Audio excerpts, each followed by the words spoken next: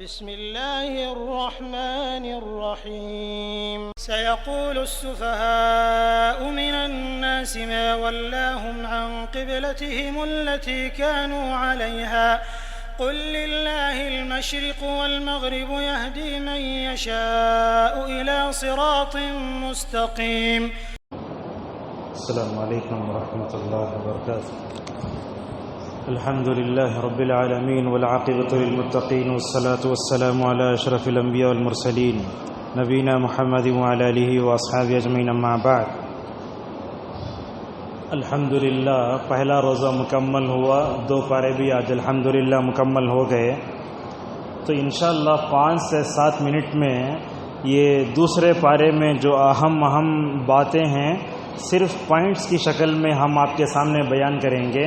انشاءاللہ نماز فجر میں جو ہے تقریباً 20 منٹ اس کی تشریح ہم بیان کرتے ہیں، چونکہ 10 سے پہلے ہم سب کو اپنے گھروں میں پہنچ جانا ہے، اسی وجہ سے مسجد کے ذمہ داروں نے یہ فیصلہ لیا ہے، لہٰذا اسی مناسبت سے ہم جو ہے 5 سے 7 منٹ میں اپنی پوری باتیں انشاءاللہ سمیٹنے کی کوشش کریں گے. دوسرا پارہ جو ہے ہندوستان میں عموماً ایسا ہوتا ہے کہ پاروں کے نام رکھے جاتے ہیں، الف لام سیقول تلک رسل، لیکن آپ دیکھیں گے مدینے کا جو قرآن پرنٹنگ پریس ہے مجمع الملک فہد لطباعت المصحف الشریف، اس میں پاروں کے نام نہیں ہیں، پہلا پارہ، دوسرا پارہ، تیسرا پارہ. اس حساب سے دیکھے گئے تو دوسرا پارہ ہم نے جو پڑھا ہے اس میں سب سے پہلے جو واقعہ ذکر کیا گیا قبلے کی تبدیلی کا ہے. معلوم ہے سب سے پہلے قبلہ بیت المقدس تھا، اللہ تبارک و تعالیٰ نے بدلا کیسے، صحابہ کرام نے کیسے رسول اکرم صلی اللہ علیہ وسلم کی جو ہے اطاعت فرمائی، قبلہ بدلا تو یہودیوں کا دماغ کیسے خراب ہوا، کفار مکہ نے کیا کہا، وہ ساری باتیں جو ہے انشاءاللہ آئیں گی. اس کے بعد اللہ تبارک و تعالیٰ نے اس صورت میں اس بارے میں یہ بھی بتایا کہ اللہ تعالیٰ دنیا میں رسولوں کو بھیجتا کیوں ہے.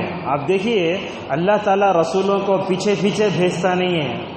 جب دنیا ہدایت کی پیاسی ہو جاتی ہے، معاشرہ حد سے زیادہ بگڑ جاتا ہے، ایسے صورت میں اللہ تبارک و تعالیٰ کیا کرتا ہے، نبیوں کو بھیجتا ہے. اس کی کیا دلیل ہے؟ سورہ جمعہ میں آپ پڑھیں گے هو الذی بعث فی الامیین رسولا منہم یتلو علیہم آیاتہ ویزکیہم ویعلمہم الکتاب والحکمہ وان کانوا من قبل لفی ضلال مبین. یہاں دیکھیے وان کانوا، یعنی اللہ کے نبی آنے سے پہلے ساری دنیا شدید گمراہی میں تھی، تب چل کر اللہ تعالیٰ نے حضرت عیسیٰ کے کئی ہزار سال بعد رسول اکرم صلی اللہ علیہ وسلم کو بھیجا.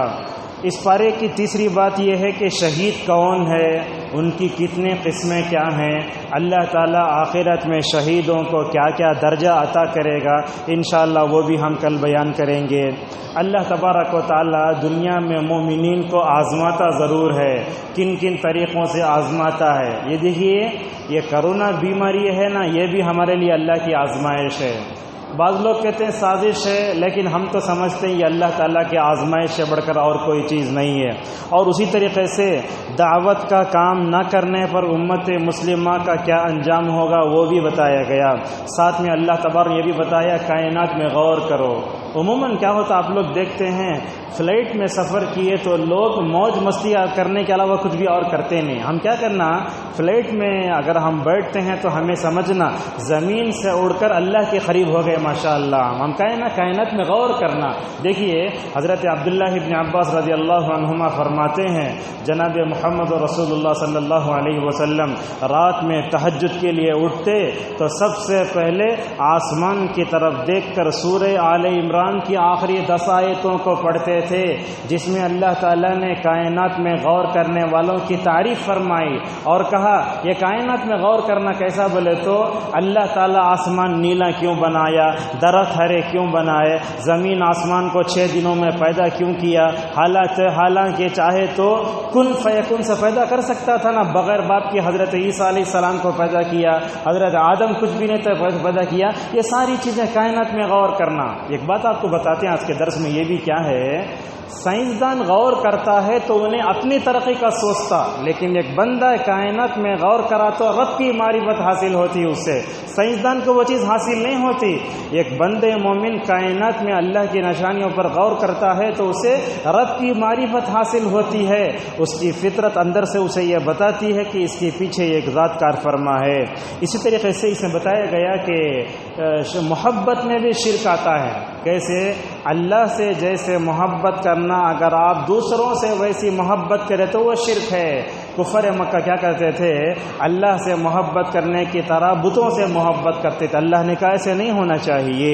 اسی طریقے سے قیامت کے دن معبودان باطلہ کی کیا انجام ہوگا؟ آپ دیکھتے ہیں اللہ کو چھوڑ کر جس کسی کی بھی عبادت ہو رہی ہے دنیا میں، ان کا کیا انجام ہوگا؟ بلکہ اللہ تعالیٰ تو سورہ انبیاء میں صاف طور پر فرماتا ہے اللہ کے علاوہ دنیا میں جس کسی کی عبادت ہو رہی ہے، چاہے وہ پتھر سے بنائے ہوئے ہوں، چاہے وہ موم کے ہوں، لکڑیوں کے ہوں، سونے کے ہوں، چاندیے کے ہوں، انکم وما تعبدون من دون اللہ حسب جہنم، جہنم میں ڈال دیا جائے گا، نعوذ باللہ۔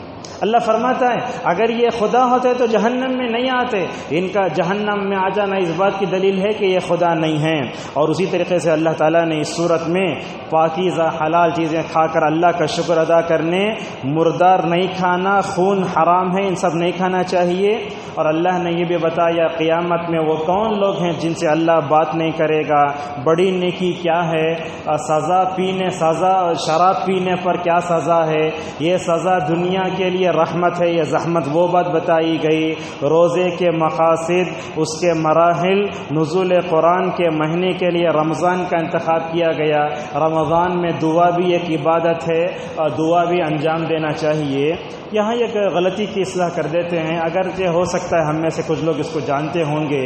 آپ جانتے ہیں کہ روزے دار کی دعا قبول ہوتی ہے، لیکن یہ بات سمجھ لیں روزے دار کی دعا کب سے شروع ہوتی ہے قبول ہونا؟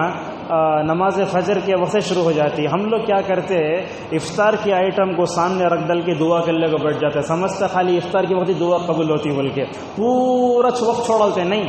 روزے دار بولے تو جب سے آپ سحری کریں اس وقت سے لے کر آپ کی دعا قبول ہو جاتی ہے۔ آپ ظہر میں بھی دعا کرنا، عصر میں دعا کرنا، جہاں کہیں رہے دعا کرو، بس میں رہو، دکان میں رہو، کہیں بھی رہو، ہاتھ اٹھاؤ مت اٹھاؤ، دعا کرتے رہو۔ دعا کو افطار کے ساتھ خاص کرنا یہ نادانی ہے، اس لیے چاہے آپ لوگ اصلاح کر لیجئے، اپنی عورتوں اور اپنے بچوں کو بھی یہ سمجھا دیجئے۔ اسی طریقے سے اللہ تبارک و تعالیٰ نے کہا رمضان یہ پیٹ اور جو ہے یہ ہماری شرمگاہ اور نفسانی خواہشات کو کچلنے کے لیے آتا ہے۔ اور اسی طریقے سے اللہ تبارک و تعالیٰ نے چاند کے فائدے بتائے، حج و عمرہ کے مسائل و آداب بتائے، دین و دنیا کا آخرت کا متوازن تصور دیا۔ اسلام مکمل ضابط حیات ہے۔ اور یہ بات بھی سن لیجئے اسلام جو ہے دنیا 1000 سال تک توحید پر رہی، لیکن اس کے بعد کیا ہوا؟ حضرت نوح علیہ السلام جیسے ہی آئے دنیا میں شرک کا آغاز ہو گیا۔ اس قوم میں سب سے پہلے شرک کا آغاز ہوا، اور دنیا میں سب سے پہلے شرک کا آغاز کیسے ہوا جانتے ہیں؟ نیک لوگوں کی شان میں غلو کرنا اور فوٹو، یہ دونوں کی وجہ سے کیا آتا ہے؟ دنیا میں شرک کا وجود آتا ہے۔ آج آپ دیکھتے ہوں گے، میری اپنی بات بتاؤں، مدینہ میں پڑھ رہا ہوں، دوسرا سال ہے میرا پاس چھوٹا سا فون ہے، تو میں اسکرین سیور پر جو ہے تاج محل رکھا ہوں۔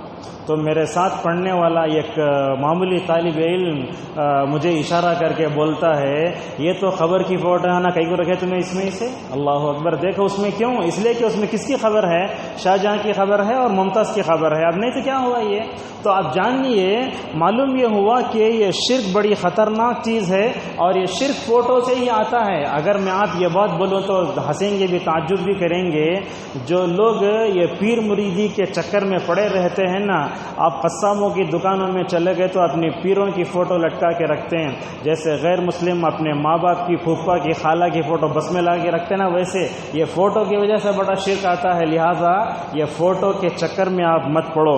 اسی طریقے سے اللہ تعالیٰ نے شراب، جوا اور جو ہے مشرکہ سے نکاح کیسے کرنا، طلاق کیا ہے، خلا کیا ہے، دودھ پلانے کی مدت کیا ہے، نماز عصر نہیں چھوڑنا چاہیے، طالوت جالوت کا قصہ مکمل طور بیان کیا ہے۔ انشاءاللہ اس تعلق سے جو تفصیلی باتیں ہیں فجر میں ہم آپ کے سامنے بیان کریں گے۔ اللہ تبارک و تعالیٰ سے ہماری دعا ہے کہ اللہ تعالیٰ ہم سب کو کہنے سے عمل کرنے توفیق عطا فرمائے، اللہ تعالیٰ ہم سب کو کرونا بیماری سے محفوظ فرمائے، اللہ تعالیٰ تمام مسلمانوں کی حفاظت فرمائے۔ اے اللہ اس بیماری کو اپنے محض فضل و کرم سے ہم سب سے محفوظ فرمائے اسے، اور اللہ تعالیٰ ہم تمام جو ہے مسلمان خواتین کی خدمات کو بھی قبول فرما، اللہ تعالیٰ ہم تمام مسلمانوں کے بچوں کی بھی حفاظت فرما، اللہ تعالیٰ ہمارے روزوں کو اور جو ہے ہمارے قیام کو، ہماری دعاؤں کو قبول فرما۔ وآخر دعوانا الحمد للہ رب العالمین۔